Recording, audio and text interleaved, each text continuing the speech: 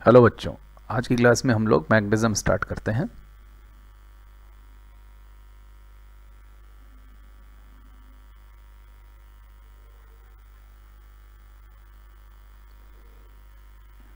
ठीक है, मैग्नेटिज्म के अंदर हमको देखिए बेसिकली दो पार्ट हैं हमारे पास में। पहला पार्ट जो है मैग्नेटिज्म में वो है मैग्नेटिक फील्ड और दूसरा पार्ट है मैग्नेटिक फोर्स।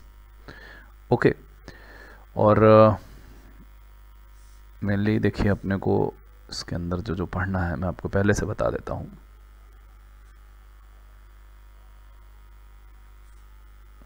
एक तो हमें पढ़ना है मैग्नेटिक फील्ड, मतलब या सोर्स ऑफ मैग्नेटिक फील्ड, और दूसरा हमें जो पढ़ना होगा इसके अंदर वो होगा मैग्नेटिक फोर्स।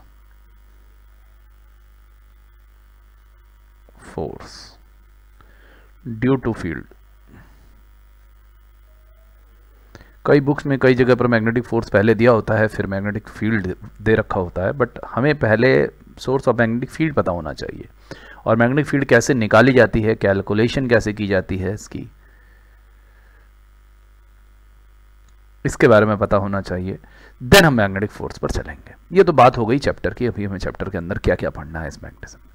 इसके बाद इसका एक और पार्ट होता है जिसमें मैग्नेटिक प्रॉपर्टीज़ की बात की जाती है, मैग्नेटिक जो मटेरियल्स हैं उनकी प्रॉपर्टीज़ की बात की जाती है, फिर अर्थ मैग्नेटिज्म होता है। ओके, और अगर बढ़ाना चाहें इसको तो अर्थ मैग्नेटिज्म, ठीक है ना, और magnetic material properties, magnetic material, ठीक है। ये भी एक पार्ट है। ये दोनों थ्योरेटिकल पार्ट है, इन्हें आगे कवर करेंगे हम। अभी हम सबसे पहले सोर्स ऑफ मैग्नेटिक फील्ड की बात करेंगे। Before going on the source of magnetic field, source of magnetic field की बातचीत करने से पहले मैं चाहता हूँ कि हम लोग पहले एक बेसिक लेवल पर इंट्रोडक्शन मैग्नेटिक फील्ड की कर लें कि भाई एक्चुअल में मैग्नेटिक फील्ड है क्या। ओके, भाई कहाँ से आई मैग्नेटिक फील्ड। ओके, और तो अगर मैं सिंपली इलेक्ट्रोमैग्नेटिक वेव की बात करूं, हालांकि ये भी हमारा एक चैप्टर है, अगर मैं ईएम वेव की बात करूं तो इलेक्ट्रोमैग्नेटिक वेव के बेसिकली दो पार्ट होते हैं। एक होता है इलेक्ट्रिक फील्ड वेक्टर,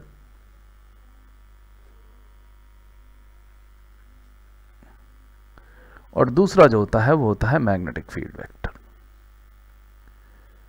आपने शायद पहले इलेक्ट्रोस्टैट में पढ़ा हो, इस चीज़ के बारे में जाना हो कि इलेक्ट्रिक फील्ड, तो हालांकि देखिए आप पूरा पढ़ चुके हैं इलेक्ट्रोस्टैट वाले चैप्टर में। अब हम मैग्नेटिक फील्ड की बात कर रहे हैं जो कि एक्चुअल में ईएम वेव, इलेक्ट्रोमैग्नेटिक वेव का ही एक पार्ट है। दोनों परपेंडिकुलर वेक्टर्स होते हैं वहाँ पर ईएम वेव के अंदर। इसे हम ईएम वेव में डिटेल में जानेंगे, लेकिन अभी हमें पढ़ना क्या है, अभी हमारा टारगेट है मैग्नेटिक फील्ड वेक्टर्स के बारे में जानना, मैग्नेटिक फील्ड के बारे में एनालिसिस करना। How to determine the magnetic field, magnetic field को कैसे निकालें, ठीक है ना, इस बारे में हमें बात तभी करने वाले हैं। तो देखिए कहीं ना कहीं अगर मैं आपसे कहूँ कि अभी तक मैग्नेटिक फील्ड का जिक्र क्यों नहीं हुआ, तो देखिए इसको समझने के लिए हमें सबसे पहले एक एक्सपेरिमेंट समझना पड़ेगा। एक एक्सपेरिमेंट, ऑरस्टेड ने एक एक्सपेरिमेंट किया। ऑरस्टेड ने क्या एक्सपेरिमेंट किया, जरा समझिए कि यहाँ पर मान लीजिए कि कोई वायर था, उन्होंने कोई एक वायर लिया। एक एक्सपेरिमेंट है, उस एक्सपेरिमेंट को आप अगर समझेंगे, ऑरस्टेड का एक्सपेरिमेंट है ये, तो इस एक्सपेरिमेंट को अगर आप समझते हैं तो आपको मैग्नेटिक फील्ड का क्रिएशन, आपको मैग्नेटिक फील्ड की प्रॉपर्टीज़ के बारे में काफ़ी कुछ हद तक आइडिया लग जाएगा। ऑरस्टेड ने क्या एक्सपेरिमेंट किया कि अगर कोई कंडक्टिंग वायर था, उन्होंने कोई कंडक्टिंग वायर लिया और उस कंडक्टिंग वायर में आई करंट फ्लो कराई, ठीक है ना। ओके, फिर उन्होंने यहाँ पर कुछ डिस्टेंस पर कोई एक पॉइंट कंसीडर किया। He has consider a point at a certain distance, ठीक है, एक पॉइंट कंसीडर किया। अब इस पॉइंट पर उन्होंने कोई एक चार्ज पार्टिकल क्यू को रखा। इस पॉइंट पी पर ही place the charge particle Q, उन्होंने चार्ज पार्टिकल क्यू को इस पॉइंट पी पर रखा। तो जब उन्होंने इस पॉइंट पी पर चार्ज पार्टिकल को रखा, then he found that there is no force. यहाँ पर इस वायर की वजह से इस पॉइंट पी पर रखे हुए चार्ज पर कोई फोर्स नहीं था, मतलब इलेक्ट्रोस्टैटिक फील्ड का कोई भी फोर्स यहाँ प्रेजेंट नहीं था। ही कॉन्क्लूडेड कि ठीक है, यहाँ पर कोई भी इलेक्ट्रिक फील्ड का फोर्स प्रेजेंट नहीं है। अच्छा, क्यों? उन्होंने इसका एक्सप्लेनेशन भी दे दिया कि भाई यहाँ पर जो पॉजिटिव चार्ज हैं और जो नेगेटिव चार्ज हैं, इस वायर के अंदर करंट फ्लो कर रही है, चार्ज फ्लो कर रहे हैं, बट नेट चार्ज वायर के अंदर क्या है, 0, और वायर के ऊपर कोई चार्ज नहीं था। ओके, सिंपली वायर में करंट फ्लो कर रही थी, तो नेट चार्ज वायर में जीरो था, तो उन्होंने कहा कि नेट चार्ज चूंकि जीरो है तो कोई यहाँ पर एक्सटर्नल चार्ज भी नहीं है, कोई नेट चार्ज है नहीं, इस वजह से यहाँ पर इस चार्ज पर कोई इलेक्ट्रोस्टैटिक फोर्स नहीं लग रहा है। So no electric force. उन्होंने देखा कि यहाँ पर कोई इलेक्ट्रिक फोर्स अवेलेबल नहीं है। देन फिर उन्होंने क्या किया, इस चार्ज को मोशन कराया। He provided charge to a certain velocity। इस चार्ज को उन्होंने मोशन कराया। जब उन्होंने इस चार्ज को मोशन कराया, देन व्हाट ही गॉट, उन्हें क्या मिला, उन्हें एक अनएक्सपेक्टेड सा डेविएशन ऑब्जर्व हुआ। मतलब उन्होंने ऑब्जर्व किया कि this charge Q is deviating from the path.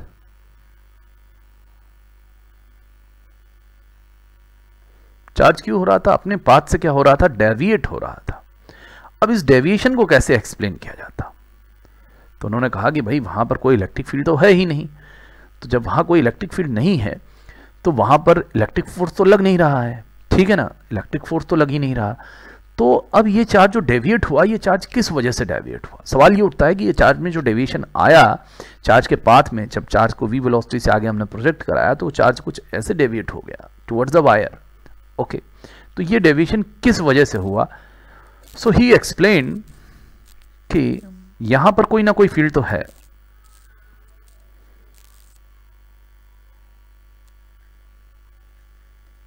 Oersted explained that there is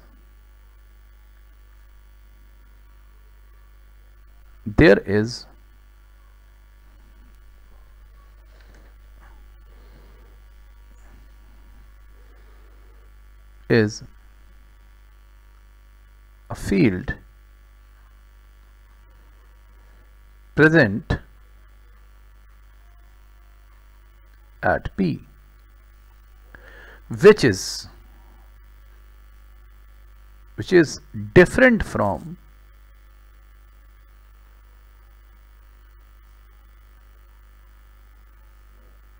electrostatic field, जो कि क्या है, इलेक्ट्रोस्टैटिक फील्ड से डिफरेंट है। क्यों डिफरेंट है, बिकॉज रेस्ट पर फोर्स नहीं लग रहा था, because there is no force in rest situation.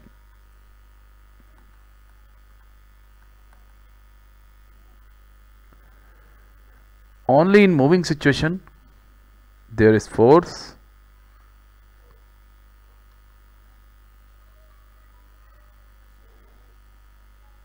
Only in moving situation. So this field is actually called magnetic field.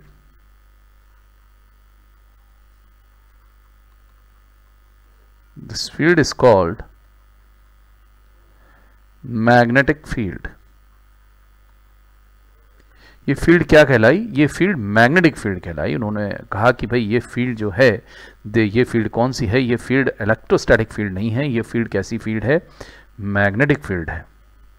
सो एक बात हमको क्लियर हो गई कि मैग्नेटिक फील्ड केवल फोर्स तब लगाएगी जब चार्ज मोशन में होगा, पहली बात, ठीक है ना। So magnetic field exerts the force on charge when charge is in motion or is in motion, ठीक है ना। मतलब मूविंग चार्ज पर मैग्नेटिक फील्ड फोर्स लगाएगी, ठीक है। मैग्नेटिक फील्ड का जो फोर्स होगा वो मूविंग चार्ज पर ही लगेगा। पहली बात तो ये पता चल गई हमको, ये ओरस्टेड का एक्सपेरिमेंट था और यहीं से ही मैग्नेटिक फील्ड का जनरेशन भी हो गया। भाई ये बहुत बड़ा डिफरेंस है मैग्नेटिक फील्ड और इलेक्ट्रिक फील्ड के बीच में। इलेक्ट्रिक फील्ड जो है वो फोर्स तब भी लगाती है जब चार्ज पार्टिकल रेस्ट पर होता है, और जो मैग्नेटिक फील्ड है वो केवल तब फोर्स लगाएगी जब चार्ज पार्टिकल क्या हो रहा हो, मूव कर रहा हो। हालांकि हम फोर्स को आगे पढ़ेंगे कि मैग्नेटिक फोर्स कैसे कैसे निकल करके आया, बट अभी हमारा टारगेट क्या है, अभी हमारा टारगेट मैग्नेटिक फील्ड को पढ़ना है, कि मैग्नेटिक फील्ड निकालना हम पहले सीख जाएं। और जब मैग्नेटिक फील्ड निकालना सीख जाएंगे तब मैग्नेटिक फोर्स को पढ़ना और हमारे लिए क्या हो जाएगा, कॉन्साइज और आसान काम हो जाएगा। ठीक है ना। तो मैग्नेटिक फील्ड का रिप्रेजेंटेशन किससे किया जाता है,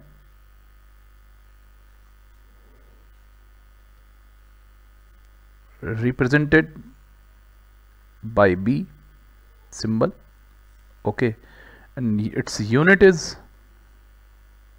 देखिए बहुत सारी यूनिट है, मैं तो अभी आपको टेस्ला बता रहा हूँ, टेस्ला ले लीजिए या गॉस ले लीजिए, इनमें रिलेशन भी होता है, 1 टेस्ला जो होता है 10⁴ गॉस के बराबर होता है। ओके, ये रिलेशन काम आता है कहीं ना कहीं। ठीक है, मैग्नेटिक फील्ड को हम रिप्रेजेंट किससे करते हैं, बी से रिप्रेजेंट करते हैं। ओके, तो अभी हम मैग्नेटिक फील्ड का डिटर्मिनेशन पढ़ेंगे। तो अब हम सबसे पहले क्या पढ़ेंगे, सोर्स ऑफ मैग्नेटिक फील्ड।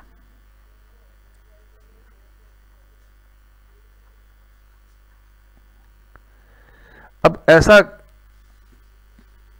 कैसे हो रहा है, इन सब बातों को हम डिटेल में समझेंगे। सोर्स ऑफ मैग्नेटिक फील्ड या डिटर्मिनेशन ऑफ मैग्नेटिक फील्ड हम पहले पढ़ेंगे।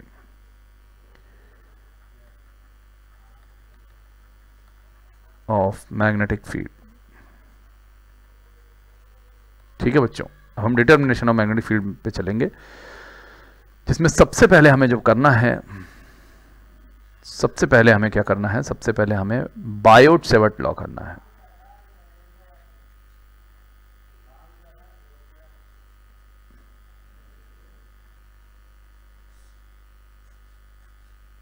बायोट-सेवर्ट लॉ करना है।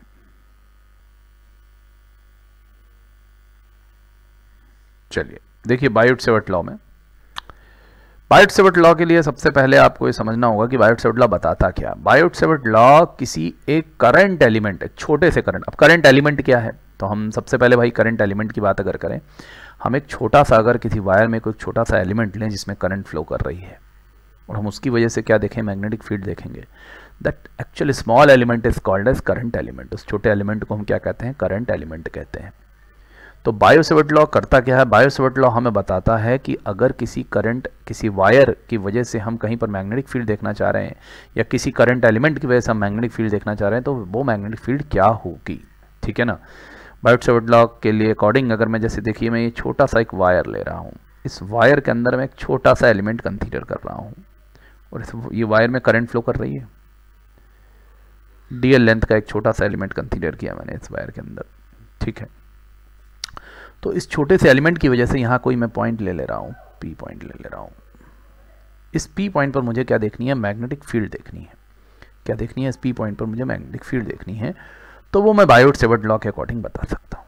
किसके अकॉर्डिंग बता सकता हूँ, बायोट-सेवर्ट लॉ के अकॉर्डिंग बता सकता हूँ। तो बायोट-सेवर्ट लॉ क्या करता है, Biot-Savart law gives us the magnetic field at any point because of any current element. ठीक है, यहाँ पे हमने एक छोटा सा करंट एलिमेंट लिया डीएल लेंथ का, इसकी वजह से इस पी पॉइंट पे मैं काम कर रहा हूँ कि इसको मैं इधर लिख दे रहा हूँ।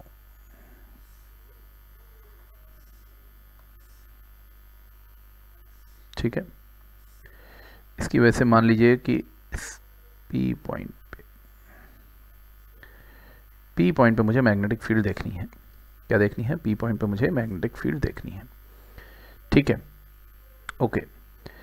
सो पी पॉइंट पर मैग्नेटिक फील्ड क्या होगी, उसके बारे में बायोट-सेवर्ट ने बताया। Because of this current element, magnetic field जो डी बी होगी, एक छोटी सी मैग्नेटिक फील्ड होगी इस करंट एलिमेंट की वजह से। D B is what, magnetic field at P due to current element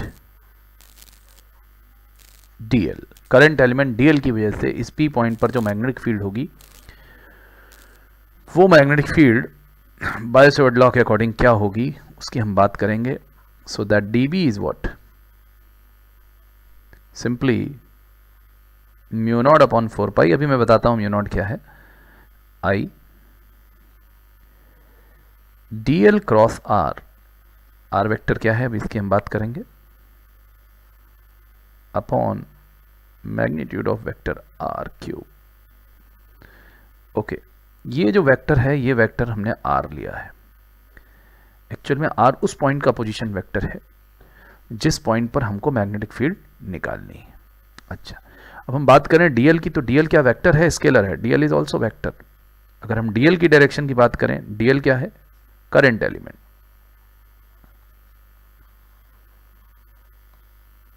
okay, current element length vector, ठीक है, डीएल करंट एलिमेंट का लेंथ वेक्टर है। और जो हम डायरेक्शन लेते हैं डीएल की, जो डीएल की जो डायरेक्शन लेते हैं, direction is along current, current I की जो डायरेक्शन होती है वही हमारी क्या होती है, डीएल वेक्टर की डायरेक्शन होती है, ध्यान रखिएगा इस बात को, ठीक है ना। Okay, so this dB is given by Biot-Savart law, which is what dB, mu naught upon 4 pi I dl cross r upon magnitude of r cube। ये किसने बताया, ये बायोट-सेवर्ट ने बताया कि भाई अगर किसी करंट एलिमेंट, एक छोटा सा अगर हम यहाँ करंट एलिमेंट कंसीडर करें डीएल लेंथ का, तो उस करंट एलिमेंट की वजह से इस पॉइंट P पर अगर मुझे मैग्नेटिक फील्ड लिखनी होगी, then that magnetic field is actually mu naught upon 4 pi I dl cross r upon magnitude of r cube, ठीक है ना। ओके, ये मुझे किसने बताया, ये मुझे बायोट-सेवर्ट ने बताया। अच्छा, अब यहाँ पर म्यू नॉट क्या है, म्यू नॉट की बात अगर मैं करूँ तो mu not is actually what, permeability